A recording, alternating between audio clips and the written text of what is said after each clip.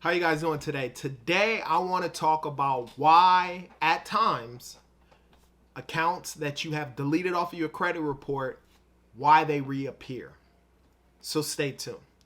My name is Jay and welcome to Ask a Debt Collector, a subsidiary of Clear and Strategic. Now I've been in the debt collection industry for over 15 years. I've done it all, from management to owning 2 debt collection companies. Over the last 10 years, I've been the go-to guy for friends and family for questions regarding debt and credit. Now I want to be that person for you. If you have any questions, put them down in the comment section. I promise I'll answer those questions. Let's go. Okay, so remember, on Tuesday, this Tuesday, which is tomorrow, I will be going live at 3 p.m. Pacific Standard Time. When I go live, I'm talking about all things credit and debt. I allow you guys and the people who jump on the live to actually ask questions about that, and I will answer all the questions to the best of my ability. The second thing you guys got to remember, down below is a free letter bundle, is what it's titled under when you click the link. With that free letter bundle, you'll get a pay to delete, a Goodwill letter, and a cease and desist letter. Just opt in. You'll get those letters absolutely for free. Be sure to do that. And then lastly, like I always say, if your credit score is in the 4s, the 5s, or the 6s, you need credit report. Down below is a 20-minute free consultation. Sign up for that. Right now with inflation and the recession that we're actually in, it's very important that you invest in yourself. And one of the best ways to invest in yourself is by cleaning up your credit. By cleaning up your credit, you're able to leverage that credit and do many things that you wouldn't be able to do if you had bad credit. So sign up for a 20-minute free consultation. See if it were a great fit, help you out, get you from wherever you're at to the 700 Club and beyond. So don't forget about that. Now, let's get into it. One of the most frustrating things I can only imagine is if you actually dispute something off of your credit report, come off of your credit report, and then in about 6 months or maybe 3 months or sometimes even, a month or whatnot, it'll reappear back on your credit profile. I'm here to explain to you why that happens. So, as you've seen in my intro, and for those of you who are brand new to this YouTube channel, take the option, subscribe. Those of you who are not, who have been here, like this video so it can get to more people. So this is the reality when it comes to an account being placed back on your credit profile. So basically you dispute an account, the account gets deleted, and then later you find out that it reappears back on your credit profile. The biggest reason why this happens is accounts being sold, purchased and sold, right?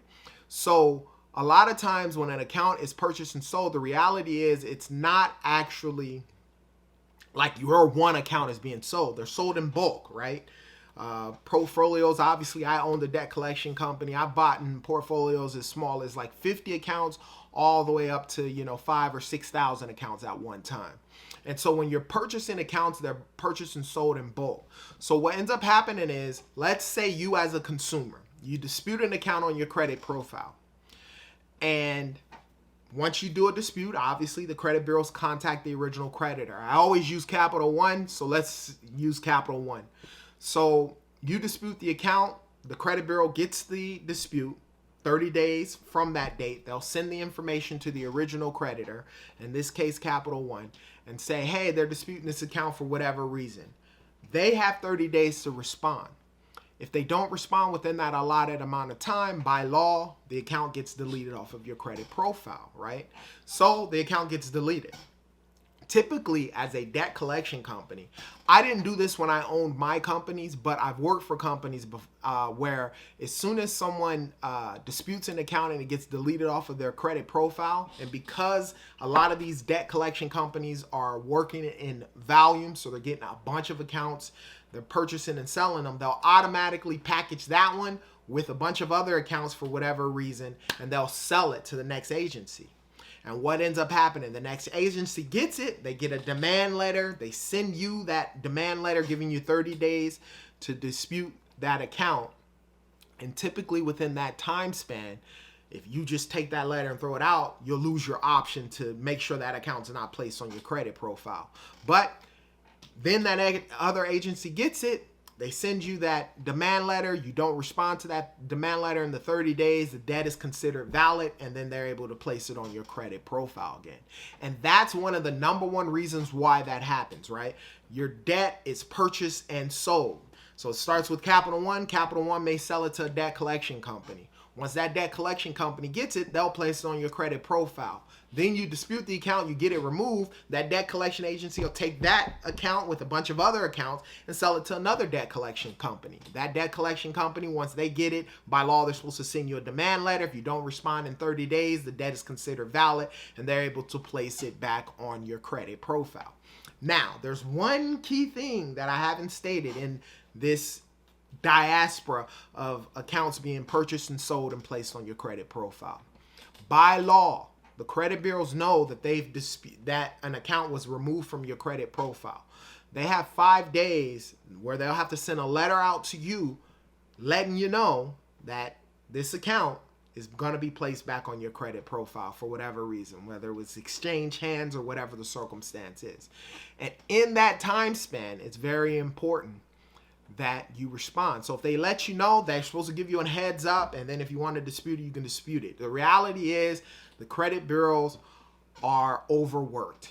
They use an e-Oscar system to scan the letters, and a lot of times when another account gets placed on there, because they're dealing with so many people with credit profiles, right?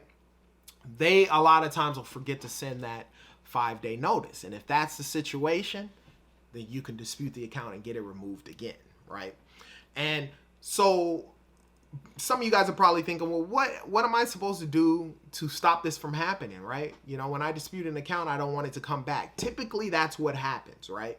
But in the event that it does come back, it's very, very important that you keep a record of everything that you've done. This is why I say not to dispute stuff online.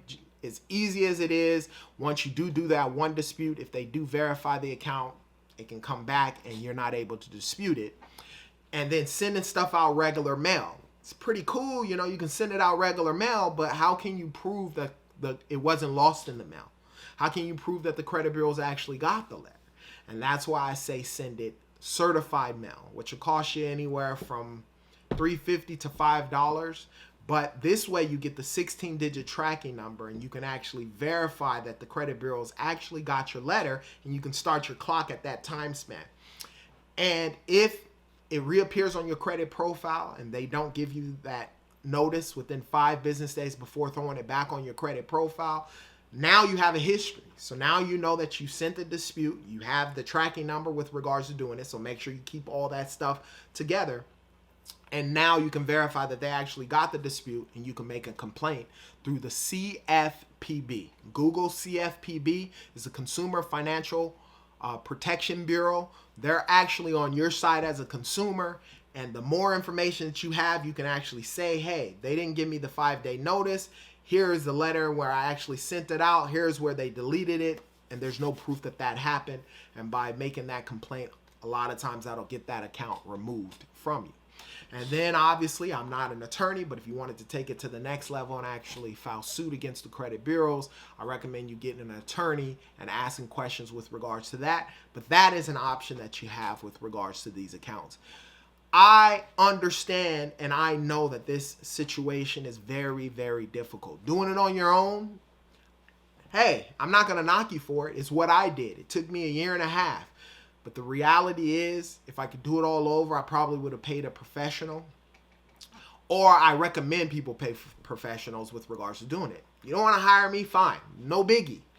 Hire a professional. Find a good company that can do it for you. You will save yourself so much time in the long run with regards to it.